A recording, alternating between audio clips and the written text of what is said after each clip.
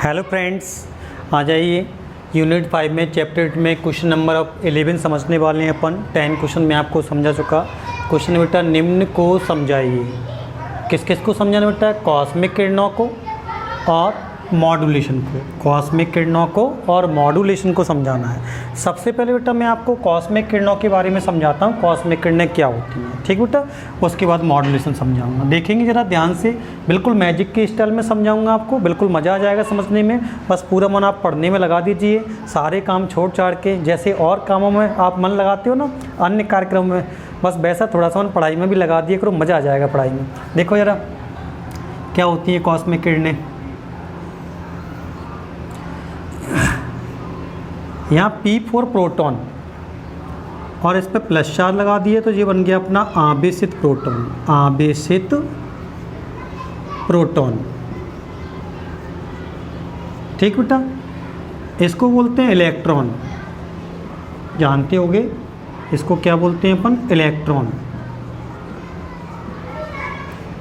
यानी कॉस्मिक किरणें जो होती हैं वो इलेक्ट्रॉनों की बौछार के रूप में चलती हैं। कैसे चलती हैं? इलेक्ट्रॉनों की बौछार के रूप में चलती हैं। तो बेटा कॉस्मिक किरणों की परिभाषा ऐसे लिखते हैं अपन, बिल्कुल यहीं से लिखना स्टार्ट करते हैं, यहीं से आंसर सुनाएंगे अपन कॉस्मिक किरणों का। यहाँ से कॉस्मिक क्या क्या होती हैं कॉस्मिक किरणें? ये किरणें, ये माने होता है कॉस्मिक किरणें।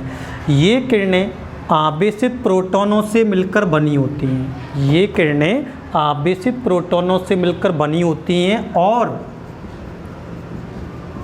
इलेक्ट्रॉनों की बौछार होती हैं। इलेक्ट्रॉनों के रूप में चलती हैं तो इलेक्ट्रॉनों की बौछार होती हैं। कॉस्मिक किरणें बेटा, कॉस्मिक किरणें आवेशित प्रोटॉनों से मिलकर बनी होती हैं और इलेक्ट्रॉनों की बौछार होती हैं। यहाँ देखेंगे पिछले वीडियो में मैंने आपको विद्युत चुम्बकीय स्पेक्ट्रम के बारे में बताया था बेटा।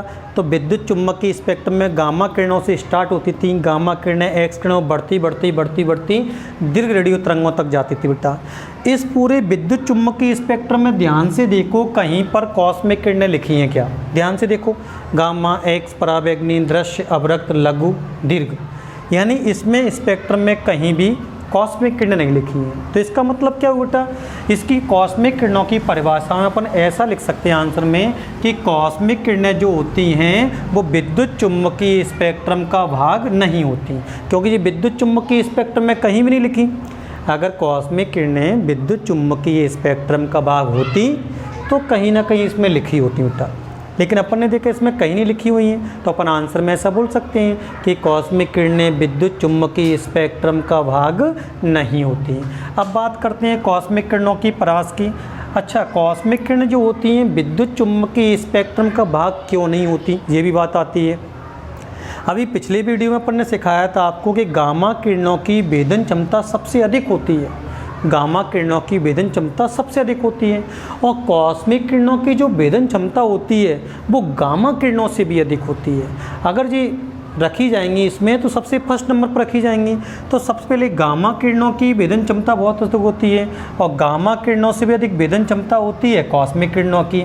यानी इनकी जो भेदन क्षमता होती है, भेदन क्षमता, वो कॉस्मिक किरणों की भेदन क्षमता होती है वो इन गामा किरणों से भी अधिक होती है। गामा किरणों से भी अधिक होती है, इनकी जो भेदन क्षमता होती है वो गामा किरणों से भी अधिक होती है।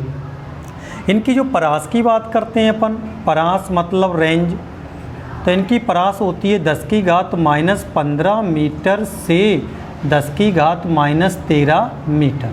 अब देखो पूरा फाइनल आंसर ऐसे जोड़ के लिखेंगे, कॉस्मिक किरणें हेडिंग डाल के। ये किरणें आवेशित प्रोटॉनों से मिलकर बनी होती हैं और इलेक्ट्रॉनों की बौछार होती हैं। कॉस्मिक किरणें विद्युत चुम्बकीय स्पेक्ट्रम का भाग नहीं है। क्यों नहीं है? क्योंकि इनकी भेदन क्षमता गामा किरणों से भी अधिकतम होती है तथा इनकी परास 10⁻⁻15 मीटर से 10⁻⁻13 मीटर होती है। 10⁻⁻15 मीटर से 10⁻⁻13 मीटर होती है। अब देखेंगे बेटा अपन मॉड्यूलेशन के बारे में आपको समझा देता हूँ। मॉड्यूलेशन क्या होता है? तो मॉड्यूलेशन के बारे में आप समझ लीजिए क्या होता है मॉड्यूलेशन। बेटा अपन मुँह से जो बोलते हैं वो होती हैं अपनी ध्वनि तरंग।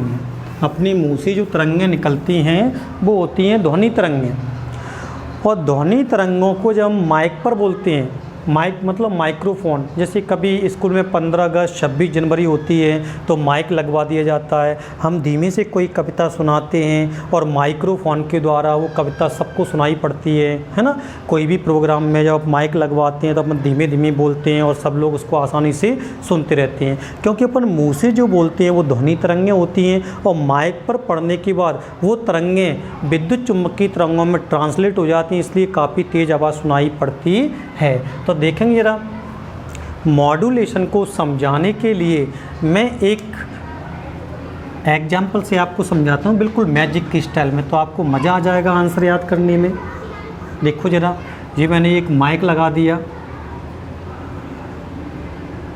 ये एक माइक लगा दिया आपके सामने। इसका पूरा नाम होता है माइक्रोफोन। शॉर्ट में अपन माइक बोलते रहते हैं उसको, लेकिन नाम उसका माइक्रोफोन होता है। ये इधर मैंने एक बिजली का खम्भा लगा दिया, इलेक्ट्रिक पोल। बिजली के खम्भे पर इस प्रकार से वो तुरई टाइप की लगा देते हैं लाइट वाले, उस पर उनका नाम लिखा रहता है, मोनो साउंड वगैरह। जब भी रामायण भागवत वगैरह करवाया जाता है तो ऐसे लगवा दिया ये वायर कनेक्ट। इस आंसर को समझाने के लिए बेटा मैं एक नेताजी का इस्तेमाल करता हूँ।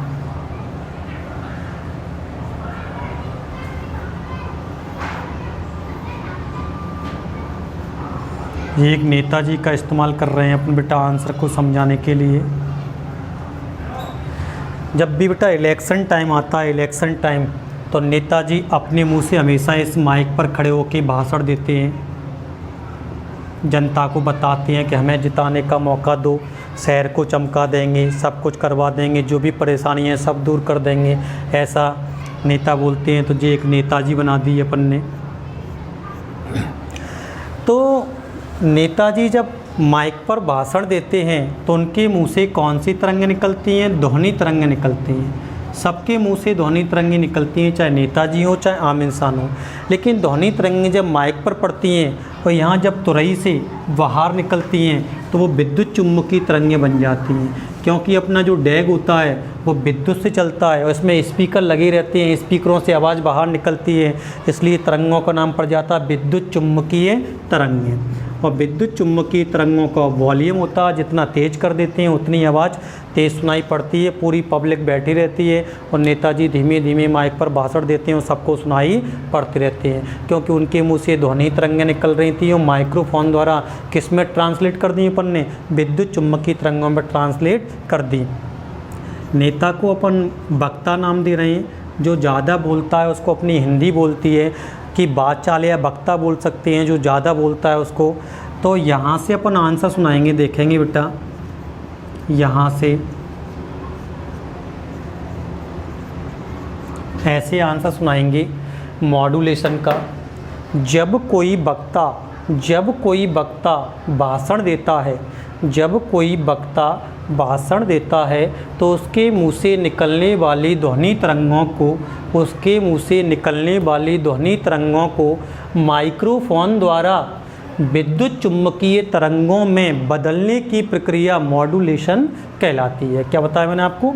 जब कोई वक्ता भाषण देता है तो उसके मुंह से निकलने वाली ध्वनि तरंगों को माइक्रोफोन द्वारा विद्युत चुम्बकीय तरंगों में बदलने की प्रक्रिया मॉड्यूलेशन कहलाती है। समझ में आया बेटा मॉड्यूलेशन? नेक्स्ट वीडियो में फिर मिलते हैं, तब तक के लिए टाटा बाय बाय, नमस्कार।